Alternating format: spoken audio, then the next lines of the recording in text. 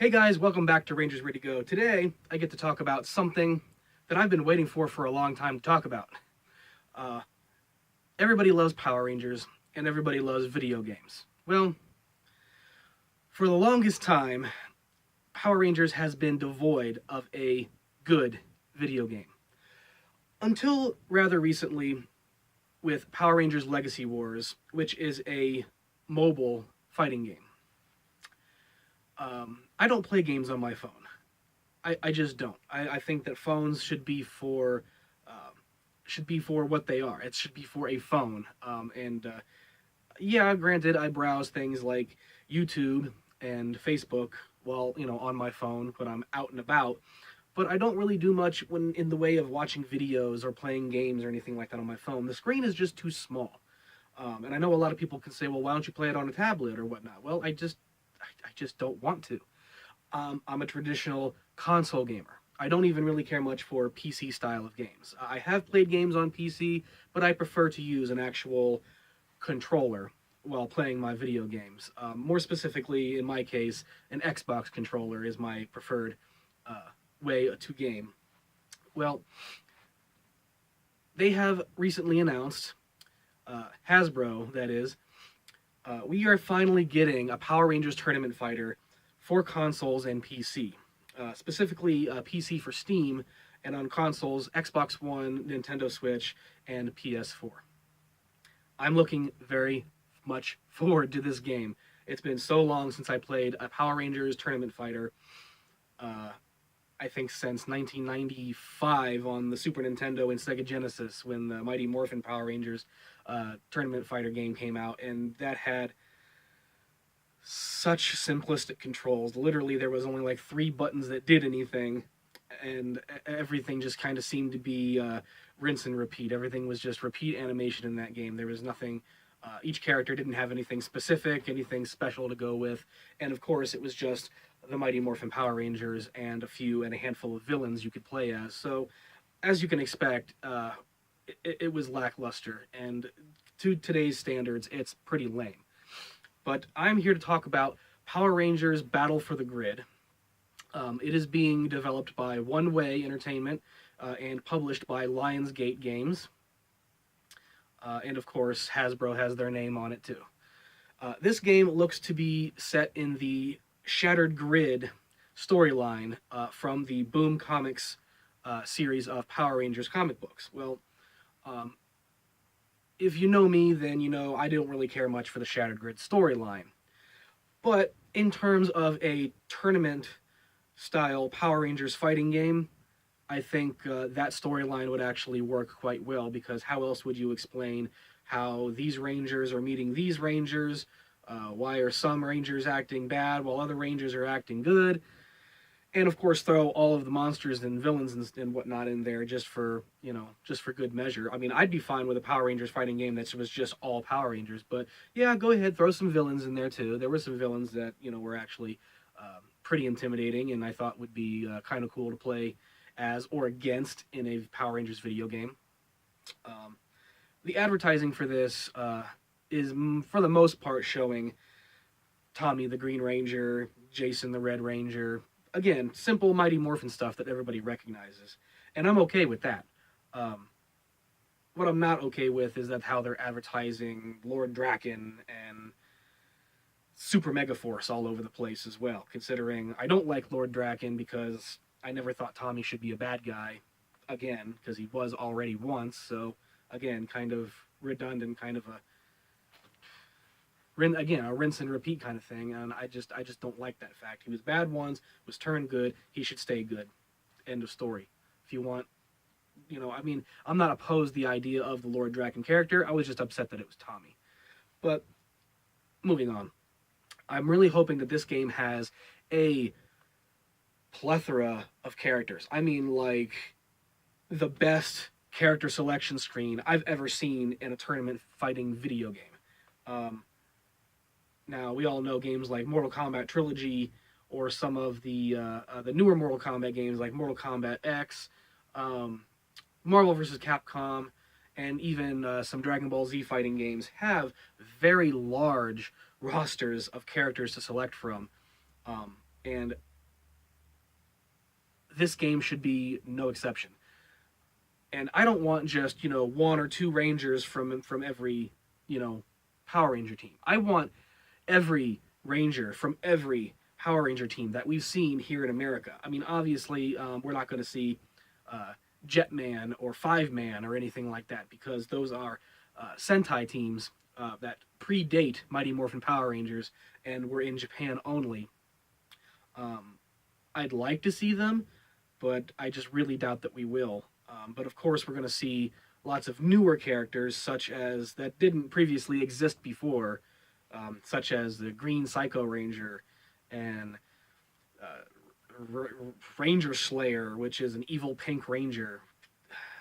Again, I don't like the whole idea of making Rangers bad guys when they're Power Rangers for a reason. They're supposed to be the good guys. Yeah, we have teams of evil Rangers, but they were not supposed to be some of them. Tommy, Kimberly, they're not supposed to be evil. So making them evil is just kind of counterproductive of the whole reason that they're Power Rangers. I can rant on about that all day, but I'm not going to. I'm talking about the game. A game that, once again, like I said, I'm very optimistic for. I love fighting games. Like I mentioned before, I like Dragon Ball Z games. I like Marvel vs. Capcom fighters, Mortal Kombat. You get the idea. And I'm still waiting for them to make a definitive Dragon Ball fighting game because the newer ones, just no. The best Dragon Ball fighting game was Tenkaichi, Budokai Tenkaichi 3 for PlayStation 2. That was the best one. Had the largest selection of characters. I had all the transformations and whatnot that I wanted, and that's exactly what I want for Power Rangers Battle for the Grid. Now, the art style for Battle for the Grid looks very similar to Legacy Wars.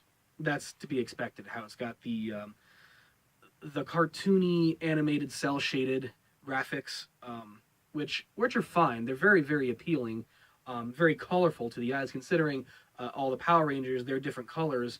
You want those colors to stand out, and you want to be able to differentiate, and you want those colors to pop. But I want there to be a large character roster, every single Power Ranger, just every single Power Ranger that there is. And I know they're going to throw in stuff from the Boom Comics series from Shattered Grid, and I know they're going to probably come up with a couple more random what if characters. But again, comparing what this might be to Legacy Wars, what it is, Legacy Wars looks like it's a solid fighting game. But again, like I just don't care for the fact that they have characters in that game that I would never play as, that I would never pick, and I think they're wasted spots that could go to actual Ranger characters that I do want to play as. Like, say, let's take, for instance, Power Rangers Hyperforce. None of those Rangers need to be in Legacy Wars. None of those Rangers need to be in anything. They don't even need to be in Hyperforce. Hyperforce shouldn't even exist because it's a freaking D&D style board game. None of the characters from that should be considered canon in any way because I've never seen any of them in the show. And that, to me, is what defines canon. Is I'm not going to consider something canon unless I see it produced in the show with my own two eyes on TV, unless I'm watching it. As of right now, it'd be Nickelodeon who airs it. So if I'm not watching it on Nickelodeon and I don't see it on Nickelodeon, it's not canon to me. So I don't really care about the comics or the board game, none of that. I mean, I know a lot of people like it. That's fine. I'm not stopping you from liking it. Go ahead and like it. It is Power Rangers after all. I'm not totally dismissing it either. I'm just stating that I don't care for it, and it's something that I never asked for, I never wanted. So, but again, if you like it, more power to you. Totally fine. Again, Power Rangers is cool no matter what it is, and everybody's got to like some aspect of it. That's all well and fine. But this game, they say that it has adaptive difficulty, basically to where it's easy to pick up and play for anyone, but it's hard to master. Now that's the kind of controls that I would expect from a good fighting game, like say Street Fighter or Mortal Kombat. But I don't want the controls in the game to be overly complicated with different with different button combinations, like say in Mortal Kombat to perform, say, a fatality or some kind of a finishing move. I don't want to have to press, 10 to 15 different buttons in succession just to pull off a special move in the game. I want it to be fairly simple.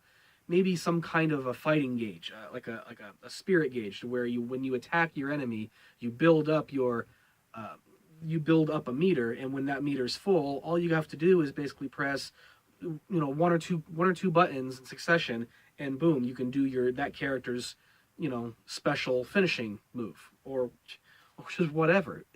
We don't need to press 15 different buttons to perform a maneuver like you would in Mortal Kombat or Street Fighter. Even more recent Dragon Ball Z games, like say Raging Blast, did it right in the way that there was a lot of different things your character could do in those games. A lot of different attacks, close ranged, finishing moves, combos, grab maneuvers, all sorts of stuff. But yet it stayed simplified. It wasn't overly complicated. Anybody could pick up and learn how to play this in literally like 10 to 15 minutes, and they can play it with anybody and have fun with it. That's exactly what this game needs to have when it comes to controls. Now it says that Battle for the Grid will feature crossplay, and that's something that not many games nowadays are featuring, mainly due to the copyright, purposes. We don't want PlayStation doesn't want to see Xbox content on there. Xbox doesn't want to see PlayStation content on there, and everybody's vying for rights and money. And of course, I think it's ridiculous. A game should be a game, no matter what platform you prefer to play it on. You should still be able to play it with anyone else. Take Fallout 76, for example. I'm a huge Fallout fan, and I've been taken aback lately at the unwarranted negative feedback that the game has been getting. Mainly due that, I understand some people were upset over their special editions, receiving a nylon bag when they wanted a canvas bag. But who cares in the long run? It's a freaking bag. It's the game that you wanted in the first place, wasn't it? That's why you bought the game to begin with, whether it was a special edition or not. You wanted the game, right? Well, from what I've been gathering, a lot of those people who bought the game, when they received a nylon gym bag instead of a canvas gym bag, they didn't even bother playing the game. They just jumped on the crybaby, snowflake wagon and decided to hate on the game for every other reason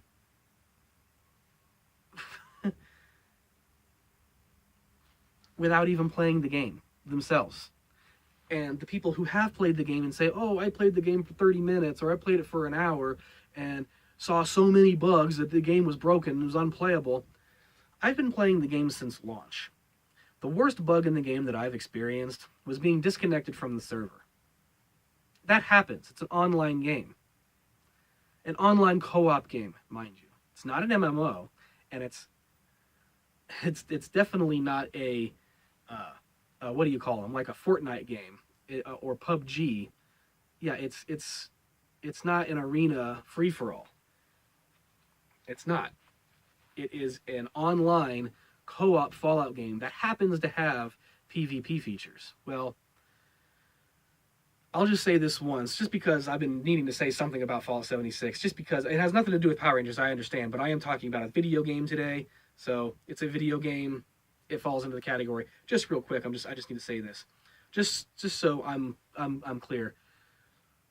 When Skyrim was released in 2011, that game was released with more game-breaking bugs than Fallout 76 did at its release.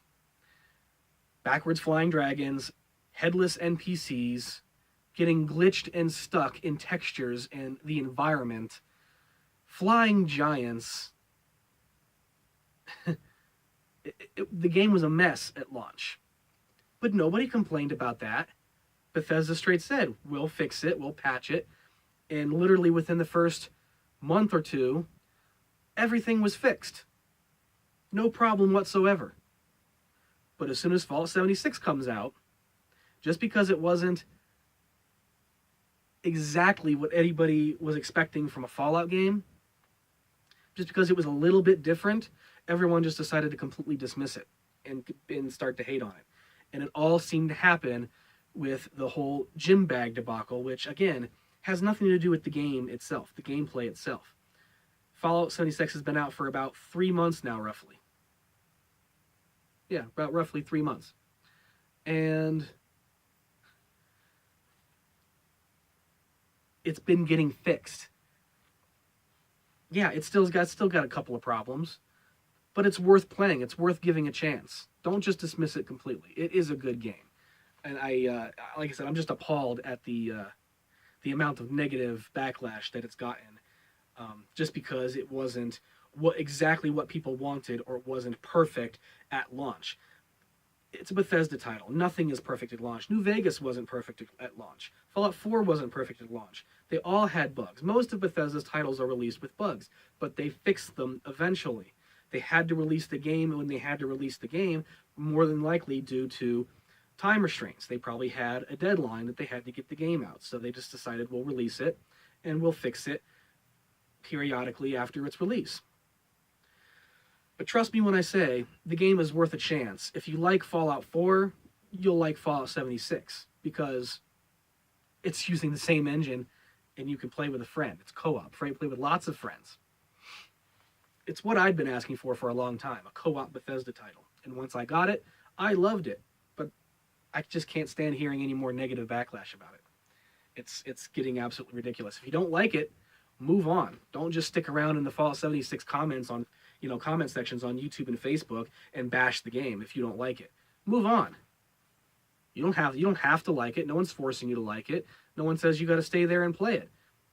But don't troll comment sections just to put in your 5 cents just because you think, just because you don't like it. Ooh. It's a game. Some people like it, some people don't. If you don't, move on. If you like it, congratulations. You're actually better than 90% of the people out there who, obviously want to hate on it for no reason. You're giving it a chance. You're a fair person, and I appreciate that, and I admire that. Be a fair person. Give things a chance. Just like I'm going to give Power Rangers Battle for the Grid a fair, decent chance. Because, like I said, haven't had a decent Power Rangers tournament fighter in my mind since 1995. Since the Super Nintendo days. So, I'm optimistic. I'm looking forward to it. But like I said, I want full Ranger teams on the character roster. Good villains, not crappy villains like putties and minions. Don't want those. The crossplay is a good idea. I do like that because it gives you more matchups. You're not just stuck to getting matched up with other people on Xbox One if you're playing on Xbox, or matched up with other people on PlayStation 4 if you're playing on PlayStation. No, you're getting basically matched up with everybody playing on all platforms, whether that's console or PC. So that's really great, and I hope a lot more video game titles begin to implement this as time goes on, and the companies won't be so petty over who's going to make more money with an exclusive title. No, just release it on all platforms, give it crossplay, and people will buy it on their preferred console. Because that's really all it is coming down to nowadays, is preferred console. I'd love to play some Sony exclusive games, but I can't stand PlayStation controllers. I just can't. They hurt my hands. The way they're designed hurts my hands. So that's why I stick with Xbox controllers. It's bigger, it's more comfortable, it fits my hands more properly, and my style of gameplay. Simple as that. So whatever console you may be planning on getting Power Rangers Battle for the Grid for, it releases sometime this April. Not an exact date yet. It just says April 2019. But again, it's by One Way Entertainment, being published by Lionsgate Games, and obviously also published by Hasbro. So, even though the title says Saban's Power Rangers still, I wonder if they're ever going to change that to Hasbro's Power Rangers, or if they're going to keep it Saban's. Who knows? But that's my thoughts on Power Rangers Battle for the Grid, the new Power Rangers tournament fighter coming up this April for all platforms. Xbox One, PS4, Nintendo Switch, and PC on Steam. Thanks for watching, guys.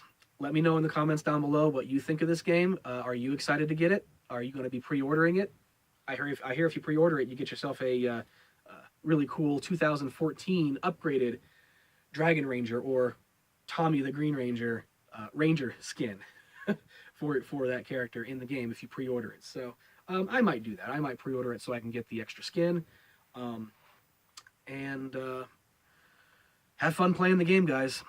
This was Toku Talk Tuesday. Rangers ready to go. And I'll see you all in a couple of weeks with our next topic. Later, guys.